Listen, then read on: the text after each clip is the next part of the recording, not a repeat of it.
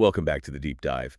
Today we're looking at an anomaly report that is, frankly, it's just impossible. It's a document filed by a land surveyor that details this. Terrifying descent into impossible geometry and, well, psychological warfare. It's an incredible account. We're talking about a surveyor whose whole mindset is about precision and logic.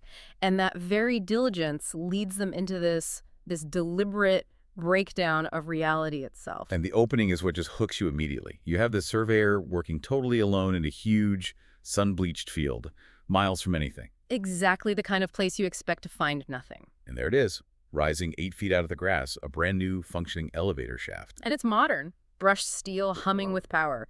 But the first red flag, the first real violation, is that there's no evidence of it being installed. Right. No generator, no cables. No markings. And crucially, the soil all around it was pristine. It's like it just appeared there. So why was the surveyor even there? It wasn't just random chance, was it? No, absolutely not. The report makes it really clear. They were already dealing with what they call data noise. Data noise. Yeah, their compass readings were jittery. The GNSS signal, their navigation system kept flickering. Any other professional might have just noted it and moved on. But not this one. No.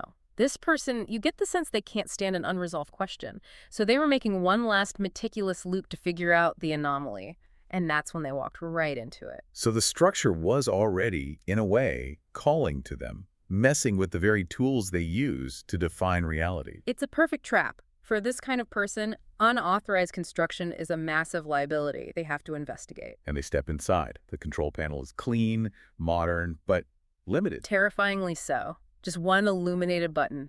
Down.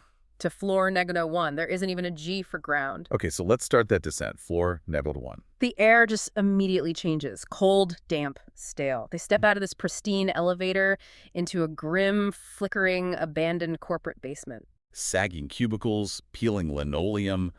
The whole vibe is that everyone just vanished mid-task. And this is where the physics just completely breaks. The surveyor's gear confirms it. 0 utilities, 0 heat signatures. The floor is totally inert. And it's not. Not at all, because in a little break room, there's a styrofoam cup of coffee that's still warm, and in an ashtray, a cigarette is still burning. Smoke just lazily curling up into the air. Activity without power, heat without a source. It's the structure's opening statement. Your rules don't apply here. And then it attacks their procedure. There's a memo on a corkboard. Right. It says no unauthorized personnel permitted below level 3. Just standard corporate jargon. But the moment they read it, the moment they follow their training to observe all warnings. The trap snaps shut. The G button on the elevator panel just goes dark. The only option left is floor -2. The structure is forcing them to follow its rules now. So they're forced down. And floor -2 is a complete shift. The attack becomes psychological. The environment completely changes. From a corporate basement to a fully furnished mid-1990s suburban house. Wood paneling, worn carpet. The report even mentions the smell. Yeah, burnt toast and old cleaning products. You know, these mundane domestic smells that are now just wrong, unsettling. But the real attack is the photos on the mantelpiece. They look like normal family portraits at first glance. But the faces have what the report calls uncanny features. What does that mean exactly? The eyes are just a little off. The smiles don't seem happy. It's the uncanny valley, weaponized. Just looking at them caused this acidic feeling in the surveyor's stomach. So the structure is using their own brain against them. Exactly. It's punishing them for trying to process what looks familiar but feels corrupted. And then they realize the hallways loop back on themselves. The windows only look out onto raw concrete. It's not a real house. It's fragments of one designed to disorient, to make it impossible to map the space, which is, a surveyor's most basic skill. So Floor-NAS took away physics. Floor-NAS 2 took away spatial reasoning. Now we get to Floor-NATing 3, and the threat escalates. It becomes physical, and it starts to mess with time. The doors open on a hospital. An institutional, blue-tiled corridor smelling of antiseptic. And it leads to an operating theater. A procedure has been violently interrupted. There's a body on the table. Yeah. And the blood, it's described as glistening, still wet. But it's the patient files that are the real horror. This is where it gets really strange. The files list procedures with dates that haven't happened yet. One entry just says, dissection while still alive. So the structure isn't just existing, it's documenting events outside of linear time. It suggests that from the structure's perspective, everything has already happened and is happening all at once. For the surveyor, it creates this awful sense of inevitability. And that's when it stops being passive. Yes, that's when something moves. A tall, thin shadow behind a curtain. Then, wet, heavy breathing. And footsteps. Approaching from multiple directions. The testing phase is over. Now it's hunting. Which forces a panicked retreat to floor 4. The environmental weaponization stage. The doors open onto a vast shopping mall, completely flooded with oily, black water. And the signs, the logos on the storefronts are all subtly wrong. Just distorted enough to give you a headache trying to read them. It's constant sensory overload, and the space is filled with mannequins half submerged. And then they start to move. One blinks, another turns its head, but the real horror is the reflection. The surveyor looks down into the black water, Sees their own reflection. and then watches it separate from them. It shifts into this off-white blur and becomes another mannequin moving independently under the water. That's an attack on your very identity. Yeah. The structure is saying, you're just another object in here with me. And then the environment itself attacks. The water level starts rising fast, pulling everything towards some unseen drain. The current gets thick, like oil, designed to slow you down. They barely make it back to the elevator. Throws himself inside just as something heavy slams against the doors from the outside. The descent gets faster. It skips -5 entirely and goes to -6. And this is where it gets personal. Deeply personal. The structure abandons these universal horror archetypes and tailors the fear. The doors open to absolute darkness, but it's a forest. A cold, damp forest, deep under the earth. No sky, no stars. And the terrifying part is the surveyor recognized it. From childhood nightmares. Recurring dreams.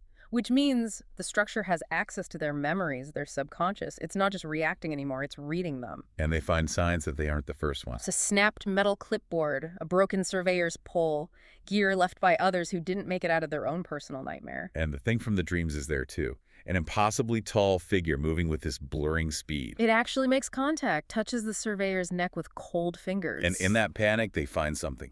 A way out. Or what looks like one. A small, old service elevator tucked away in a corner, manual lever, and a single button that says to surface. It's a choice. Do you trust this sudden, easy-looking escape?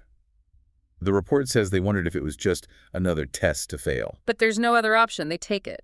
But just before they do, the main elevator continues its scheduled descent to the final floor. Floor 7, the core.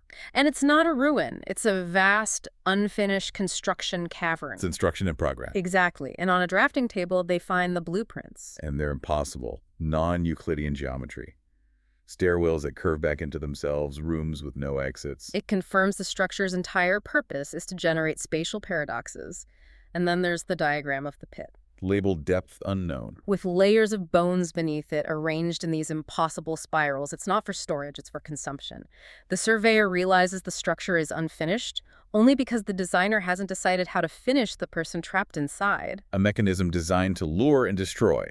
And somehow, that service elevator works. They make it back to the surface. And step out into that same empty, ordinary field. But all their gear is gone. The GPS, the scanner, everything. Except for the clipboard in their hand, which is now completely blank. The experience was literally unreportable. There's no data, no coordinates, no physical evidence left. And for just a second, there must have been this huge relief Yeah. that it was all a hallucination. But then comes the final confirmation. They're standing there, catching their breath, and across the field, Mm. the original modern elevator dings. You hear the mechanical groan of cables as the car is called back down into the undisturbed earth. It wasn't a one-time thing. It was just resetting. It wasn't finished with the surface world, so what are we left with?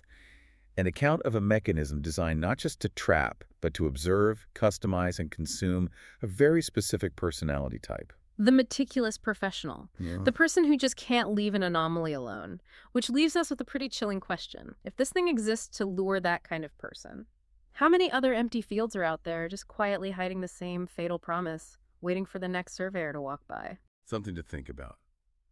Next time you see an empty field with perfect, undisturbed grass,